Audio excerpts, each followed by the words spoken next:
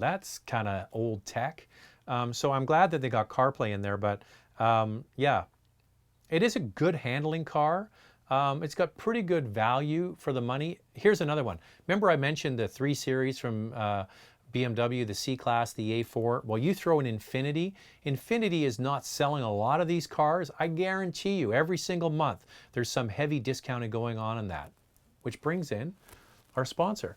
Car Cost Canada is the sponsor of this channel. We're putting together a special a code that you're going to be able to put in there to get access to a bundle of free searches on Car Cost Canada. We're putting that together now, so stay tuned for that. It's going to be a good offer for fans of the channel. I guarantee you, if you went to Car Cost Canada today, the first search is free, by the way. So you go in there and you type in Q50.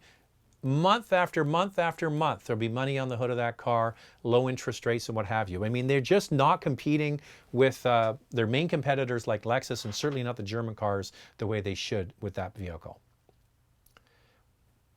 Any word on the 4th generation Mazda 6 coming out? I'm not sure, but yeah, I mean, they are certainly updating their cars, aren't they? Hi, Zach. I'm looking at getting a 2020 RDX A-Spec. What are your thoughts on it? Is there anything else you would choose over it for $50,000? Well, there's a lot of vehicles in that price range. I think that you should try. It's interesting because I was driving behind a Lexus RX today, and I was thinking that's a great shootout. That's a good comparison video to do the RX from Lexus and the RDX from Acura, because they have a lot of similarities in their execution. I would say have a look at the Lexus RX and look at some of the sort of like entry-level versions of vehicles, like the Q5 would be a good choice. The problem that you're going to run into when you start cross-shopping these vehicles, the RDX comes out head and shoulders ahead of everybody else based on value. Like when you start looking at the horsepower it's got, the features that it has, the space that it has, and all of those sorts of things, it's a clear winner when it comes to value. What it comes down to for you, though, is that the main buying criteria for you? Is it comfort? Is it in-dash technology? Is it advanced safety features? Is it value? If it's value, RDX not all day long, and see what we can see what you like about it. It says that my connection is not going through. Okay, successfully connected again. All right, let's see if any more come in here. We had a little issue there. Let me just check my connection and see if everything's still going through. Yeah, that's going through. Anything else? Let's see this. Sorry guys, just hang on a second. Yep, everything's going through. So there was some issue with the connection for the chat room. All right, so we'll keep plugging away here.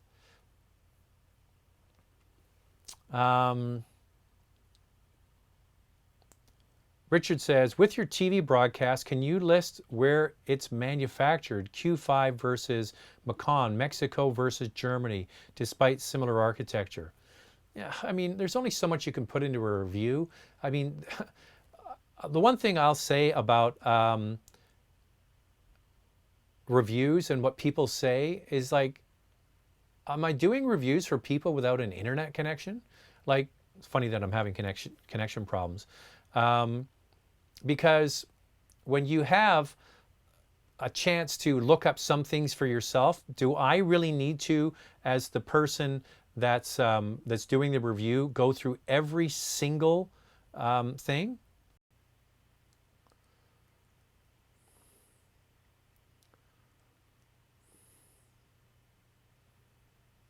Okay, I think it's working. Okay, I think it's working now. Well, that was weird. I don't know. That was very, very strange. All right. I apologize. That was a couple of minutes of our life that we're never going to get back. So I apologize for that. Yeah, so kind of getting back to your question about the RDX, it seems to me that it comes down to value. If you want a value proposition, the RDX is pretty hard to beat. I don't know where we began and ended there. I see that people are piling back on now, so so good. You know what? Technology is great until it isn't. I didn't do anything. I didn't touch a thing, and it just went away. What are your thoughts on the 2019 Audi TT RS maintaining its resale value? That's a tricky one because I understand the car like a high performance coupe like that, but it never had the following of like a Cayman or a Boxster or a 911 or something else that it kind of directly competed against. And the problem you have with that is that if there's not a big following for the car when it's new, doesn't mean because it was sold in small numbers that it's going to maintain a high following when it's used. I mean, it's really hard to know. So what do you need for desirability when it comes to resale? You need desirability. It's a desirable car, but not as widely desirable as some of those I mentioned. Condition. So if your car's in good condition, mileage, those sorts of things. So just keep in mind that, yeah, great car, enjoy it, but there's not a strong following for the car now, and it might not be in the future. What you might want to do is go to CanadianBlackBook.com and look up what their projected value is for that car long term to get an idea.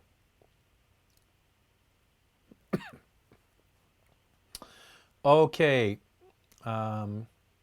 Reliability of the Gen 2 Cayenne, Cayenne versus third Cayenne and Cayenne S. Is the new Gen more reliable long-term than the old one? Well, I mean, it's only been out for not even a year here in North America. So I think you have to wait a little while longer to see what the reliability is going to be like. I can tell you that the second generation Cayenne is proven to be very reliable. The most reliable Cayenne is the base model with the second gen, by the way, with the VR6 engine, okay? That's the Volkswagen Touareg engine that they shared with more power for Cayenne. And the 8-speed automatic transmission has been around for a long time. So that one is the most reliable, not the most exciting, but the most reliable. So I have no problem recommending that one. As you go into the higher horsepower vehicles, then you get into more complications and the opportunity for more things to go wrong. But as a Cayenne owner, a two-time Cayenne owner, both my Cayennes have been incredibly reliable. I've had no issues with them, and I recommend them to a lot of people who can afford them because they are particularly well made and have been, for me, very reliable. The new one is a much better vehicle in almost every single way, especially the base model. The new base model is much better. Zach is back. Boston Ma says, one more thing about the Cayenne question. Which one is more reliable to keep for 10 to 20 years? It all comes down to maintenance and a little bit of luck. And, you know, like you can get two vehicles, one made right after the other, and one might have more issues than the next one for whatever reason, right? I mean, when you start looking at vehicles and keeping them for 10 to 20 years, it really comes down to maintenance and maintenance and maintenance and how you drive and where you drive and all those sorts of things. Yeah, it's a vehicle that is going to be reliable, but anything after 10 plus years can have issues. Any word on all-wheel drive for the Lexus ES? How would a front-wheel drive ES with winter tires compare to an all-wheel drive version? Well, I mean, listen, if you've got more opportunity for traction, that's good. It doesn't mean that you're going to stop or steer any better at all. I mean, that's the thing that the fallacy people have about you know, all-wheel drive. And the old joke is that all-wheel drive just gets you to the ditch faster. So yeah, the big part of driving in the winter is the gray matter between your ears and the available traction.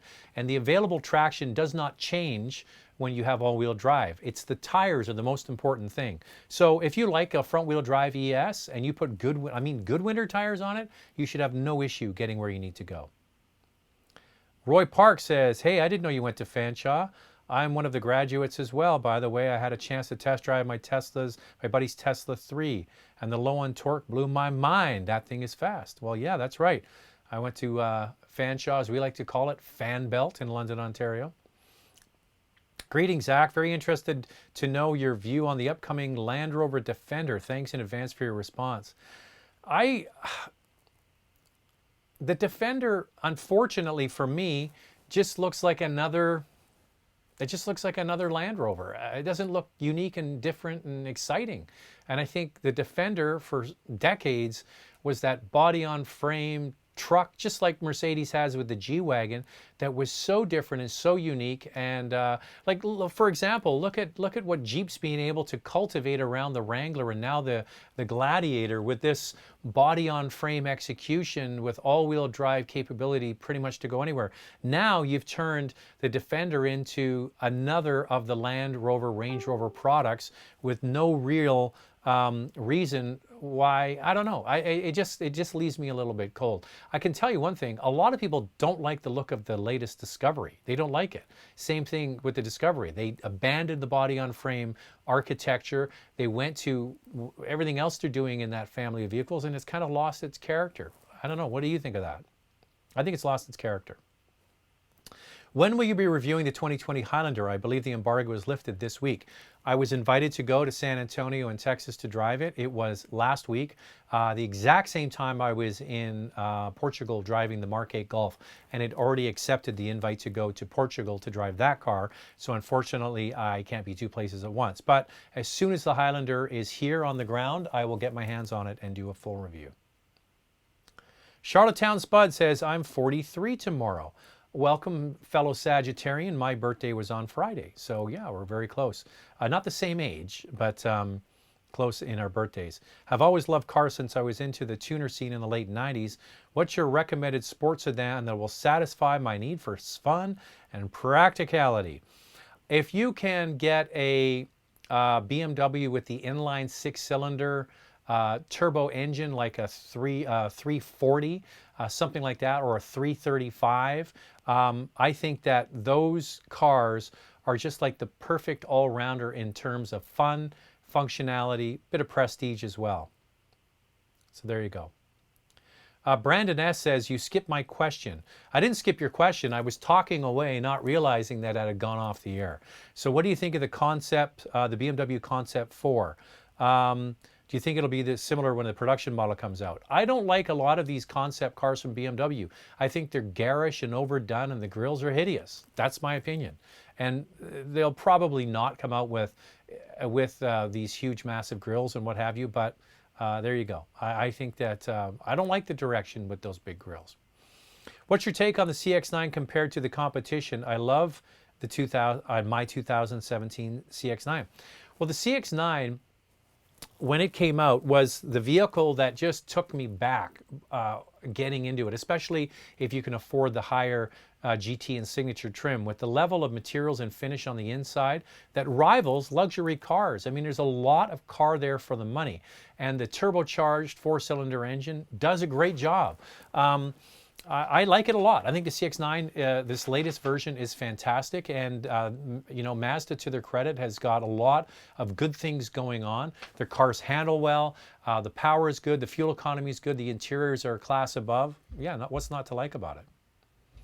Is the Golf GTI Autobahn package worth it, or does the Rabbit seem like the right choice? I went to Fanshawe 2 TV broadcasting program. Well, there you go. All these Fanshawe alumni.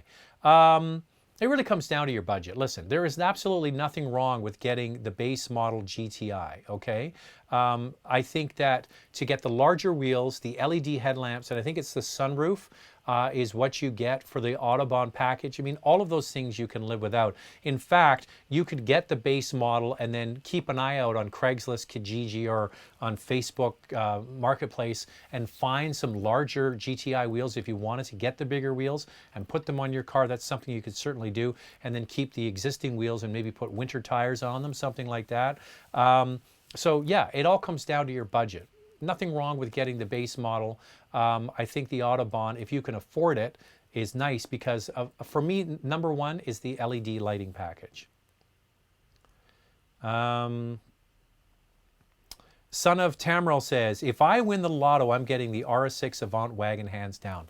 I have to agree with you. Every single time I would go to Europe on one of these car events, and it's like 6 to 8 times a year I get to go to Europe, only for a couple of days most times. But whenever I would see an RS6 Avant parked or driving along, I'm like, oh my God, that is just absolute perfection. And now we get the new RS6 with 600 horsepower with those big ass 22-inch wheels. It's just baller. I mean, the thing is absolutely gorgeous. And I'm with you. I love it. I think it's just absolutely spectacular.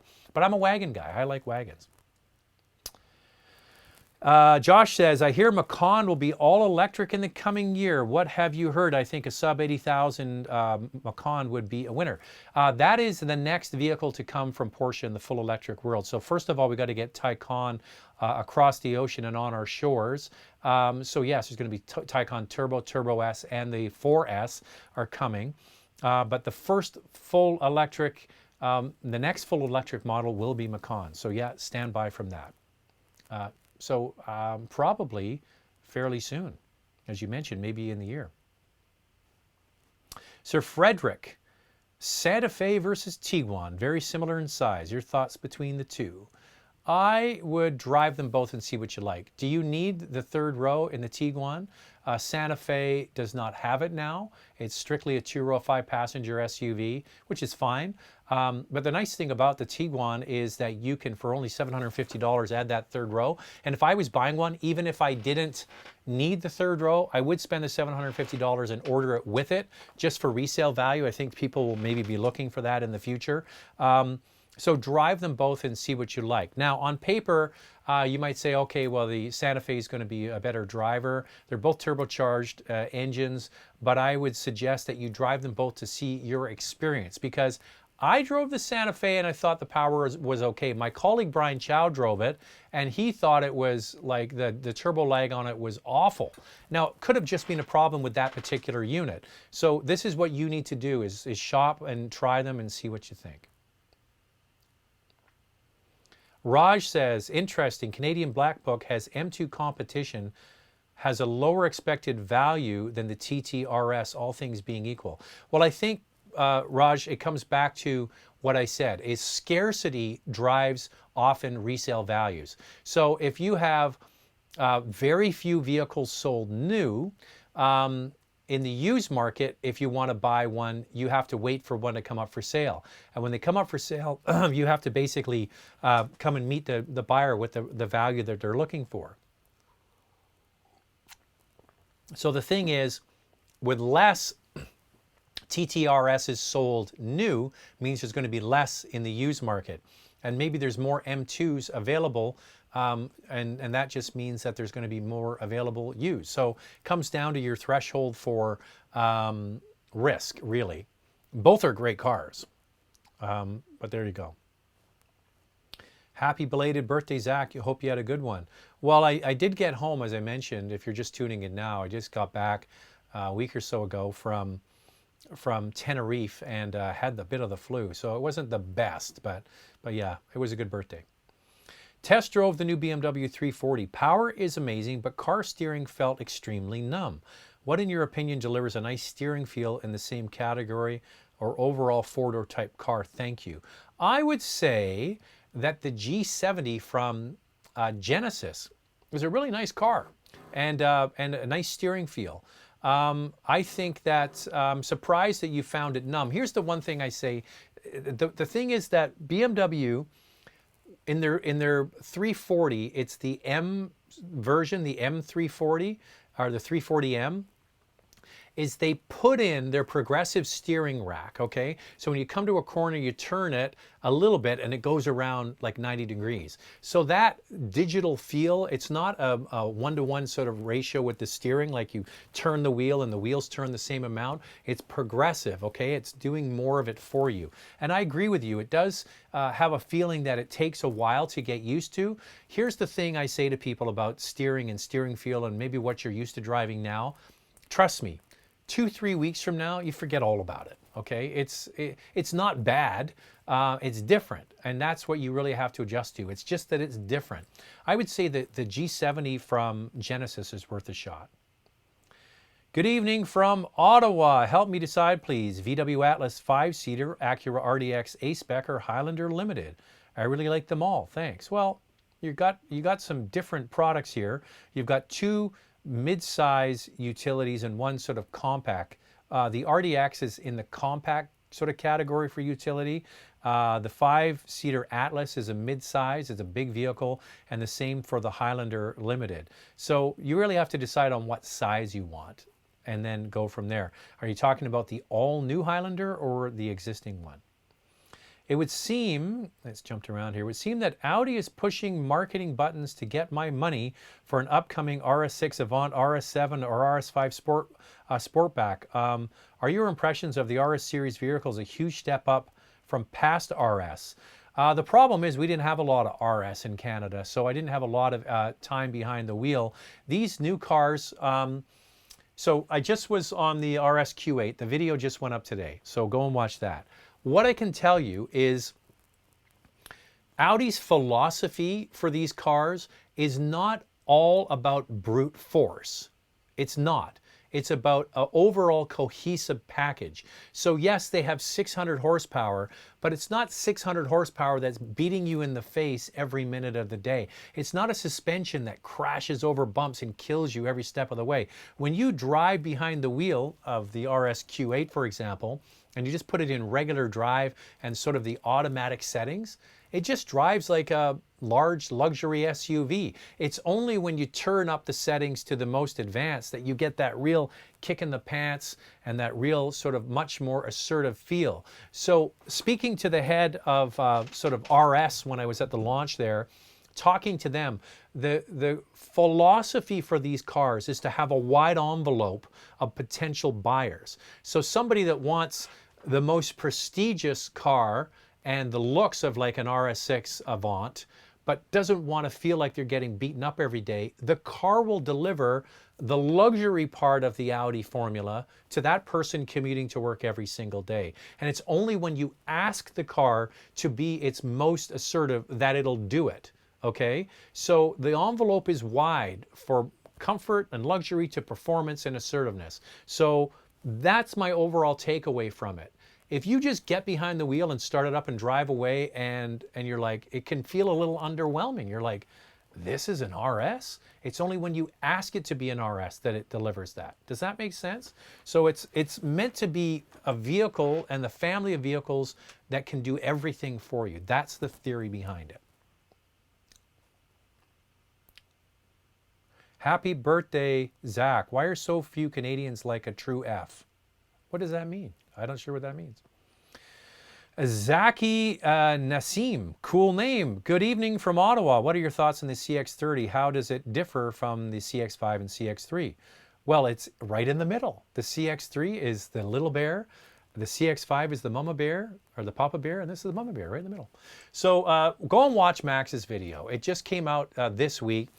And so the CX-30, in my opinion, is what the CX-3 should have been, okay? So the CX-3 is a subcompact vehicle. It isn't a compact vehicle.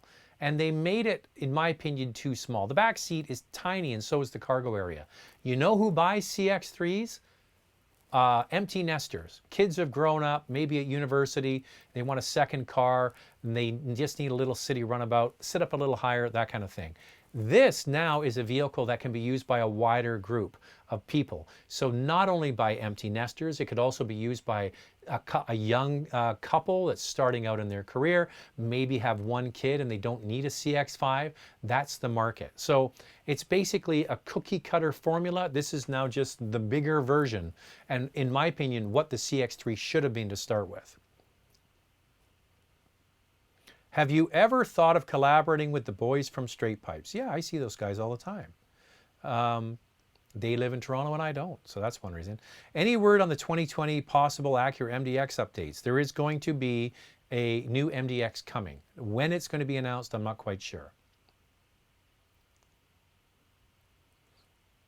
Mark C, I agree. Yuri loves Zach. I didn't know that. I give Yuri the gears. He's a bit of a show. He's a showman. Yuri is the showman of the two. Jacob is the straight man. You know, congratulations to them. They've been able to do amazing stuff with their channel. The difference between those guys at the Straight Pipes and myself is that they are now YouTube celebrities. They're YouTube guys. I am a car guy. I'm all about the vehicles and I'm talking to you about trims and stuff like that. I'm a kind of a product guy. That's my thing. So my channel is not about Zach, it's about the cars. Straight Pipes is about them and their driving cars. Does that make sense? You tell me, do you agree? What do you think of the Mitsubishi Engelberg? Seems really good looking. Can it get Mitsubishi to the mainstream again? So the Engelberg Tourer is the concept that they showed that is going to be the inspiration for the new Outlander. And from what I've been told, speaking to the head of design for Mitsubishi and the people that I went to Geneva Motor Show to see that vehicle, it is kind of what it's going to look like. And they're going to take a lot of inspiration from that. And in the United States, Mitsubishi has not done as well as Mitsubishi has done in Canada. And a big part of that is that their vehicles really appeal more to a Canadian sensibility, where it's value for dollar and warranty and all those sorts of things. And yeah, I think that from what I know, Mitsubishi is going to have 4 new entries into the marketplace in 2020. So my guess is they're going to have Outlander, Outlander PHEV, and maybe the Cross, what is it called? The Eclipse Cross might be updated, stuff like that. So it's not that far away to see what it's going to look like. BMW X7 or GLS 450? Why is the lease payment so much more for X7? Same MSRP and lease terms. Visited dealer today. Now, what I want you to be very, very clear about is, are you looking at the brand new GLS, okay? Because the dealers might be quoting you on existing stock of the old GLS. Now, I just want to be perfectly clear. I don't know. So there is a brand new GLS, and then that just arrived at dealers now. So if they're giving you a quote on the 2019 model, yeah, it's going to be heavily discounted, and that's why you're going to get a much better lease rate. So make sure, be clear, ask the questions. Do you see a future where we have an option of affordable wagons to choose from? For example, the Subaru Levorg, Toyota Corolla Sports Tourer, Mazda wagon, etc. No. There seems to be no appetite for station wagons other than auto journalists and auto enthusiasts like yourself that are watching this. That's basically where we're at. People don't like wagons. They like crossovers. So the perfect example is, take one of those station wagons, jack it up, put on some cladding, call it a cross country, you know, whatever, you know, a 4, you know, make it an SUV like, then they sell.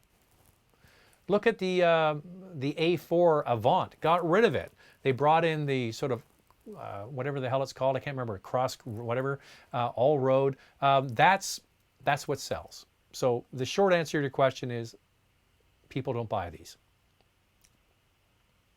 Hey Zach, how are you? What's on your wrist today? Well, I'm wearing my Tudor Submariner from the middle of the 1970s. This is called a Blue Snowflake. And my favorite watch, I have about 7 or 8 watches. That's the best, that's my favorite of the bunch, because it's quite rare. So a Blue Snowflake, look it up. Tudor Blue Snowflake. What are your thoughts on a Tesla Model 3? Well, I got to get myself behind the wheel of one, because I can't ever rely on Tesla PR department, because it's basically non-existent. I have somebody I know who has one, so I'll have to get one to drive. Here's the kind of question not to ask, okay? I'm going to call you out, Mayank, okay? Hi, I want a luxury SUV. Which one is the best in your opinion? How much are you going to spend? How many seats do you need? What's your budget? How much horsepower do you need? What are you going to use it for? That's how not to ask a question. What's the best in your opinion? A luxury SUV? I don't know. Jeez.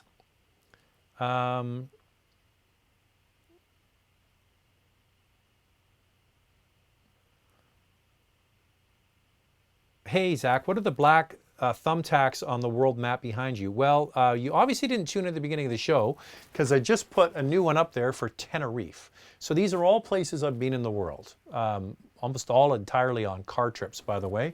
Australia, South America, South Africa. I've been to Chile. I've been to Japan and China. Haven't been to South Korea. I want to go to South Korea. Keep on saying that to my Korean friends at Hyundai and Kia. All throughout Europe and almost all of North America. So there you go. I haven't been, you know what, I haven't been in the middle of the United States. Like somewhere like Oklahoma. Not that I'm in a rush to go, but I haven't been there. Where are we here? It's jumping around. Can you kindly provide some insight on the reliability of the TT? Okay, enough about the TT RS. Look it up. Go to a web forum and ask people who own the car what they think about it. Do you think an Audi A7 is a reliable car compared to a Lexus or Genesis? Any new news on the A7 being made in Mexico? I'm not sure about it where the production, if it's moved from Europe to Mexico. I have no issue with cars being made in Mexico, by the way. Unless you've visited one of these car plants, you have no idea the technology that goes in to almost fully automated car factories. The actual people touching the car is for the very last part of the assembly, like putting the seats in and the rubber seals around the windows, stuff like that. Even some of that is automated now. So like some of the best-selling luxury cars we have in North America are made in the US and Mexico. I don't have an issue about where it's being made. Is it a reliable car? Well, I can tell you I had an Audi A7 for 4 years. What happened with it? You know all the light bar across the rear tailgate that when you put the brakes on, one LED pixel went out. They changed that. Putting it in reverse, the backup camera, after 3 or 4 months, it was intermittent, so they changed that. That's it in 4 years. I think that's pretty good. So JS1 is getting back, talking about the X7 versus the GLS. Yes, the GLS 2020, both spec to order, and new X7. Okay. My theory behind why the GLS will have better resale value and a better lease rate is because it's a proven entity in the marketplace. They have been selling the GL or the GLS now, as it's called, for quite a long time. So they know in the market almost exactly what it's going to be worth after 3 or 4 years. The X7 is a brand new entry into the market. They do not have the track record of what the value of that car is going to be 3 or 4 years down the road. Now, BMW pegs their own residual values, and it's something that they've done really successfully in the North American market. But I bet you the lease rate on the Mercedes is better, maybe because there's more demand for the X7 right now, so they've got a higher interest rate. But I almost bet it's the residual value. You should ask, when you phone the BMW dealer and say, what's the residual value, the percentage on the X7? It's probably going to be between 50 and 60%. And ask them what the GLS residual value is. It too will be somewhere between 50 and 60%, but it probably is higher based on what you're saying about the leases. If you owned a large personal car collection one day, what would be in the collection? I would have a lot of sort of fun cars. Like I would have an early 60s Cadillac Eldorado. I would have an original Mini. I would have a Triumph TR6. I would have a vintage Porsche or 6 or 7 or 10. I would like some older sort of vintage cars. What from my youth would I love to have? Not very many in the way of muscle cars. I mean, if I could get a Ferrari in there, a 250 GT for several $1,000,000, that would certainly be in the collection. But I like a lot of 60s and 70s era, just because they're more beautiful, in my opinion. Maybe, would there be anything from the 90s that I would get? I'd have to really think long and hard about that. What do you think of the 2020 Toyota 4Runner? Same as the 2019, same as the 2018, same as the 2017. No change. So yeah, here's the thing about the 4Runner. Buy it, drive it, sell it, get most of your money back. The resale value on these things is incredible because they haven't changed them. If they bring out a new one, and they're probably going to be bringing one out soon, that's when the resale value will be affected. What are your thoughts on the 2020 Chevy Trailblazer and Buick Encore GX? Is there hope for enjoyment in these compact SUVs with 3-cylinder engines? The proof is in the driving, to be honest with you. You have to drive these vehicles. I just got the Ford Escape. I drove it a little bit today. Haven't had much time behind the wheel of it. I got to tell you, I mean, the engine is strong. It's good. I mean, it's got good power, and it's not a big engine. So yeah, you have to drive them to see what it's like. But would I take a flyer on brand new technology like that right out of the gate? No. Let somebody else do that. Prit says, hey, don't have a question. Just wanted to say have great holidays. I will. I'm going to wrap it up here. I really do apologize for, I mean, it's not my fault, the whole technical thing that went sideways there for a little while. But I do read all the questions. I maybe didn't get to them all because of the technical slowdown here. I'm going to do one more of these before Christmas. I'm not sure what the plans are with my family here for next weekend. Weekends are kind of tough. Football's on too, so Monday's a good time. So we'll pick it up probably next Monday at the same time. Thanks to everybody that tunes in. Apologize for not being here last week. I did have a bit of the flu, something like that. Wasn't feeling great, but we'll pick it up again. And if you have, before you go, somebody had a great idea. So all these people are putting in questions now live, but the majority of people watch this after. Okay. The questions with the most thumbs up, I will answer those at the beginning of the next Q&A. So if you have a question, put it in once this has gone up after it's live. Put a question in there, and the one with the most thumbs up will get to those questions in the next live chat. That's all the time we have. Thanks for watching. We'll see you next time, probably next Monday. All right? Enjoy the rest of your weekend. Good luck finding parking at the mall.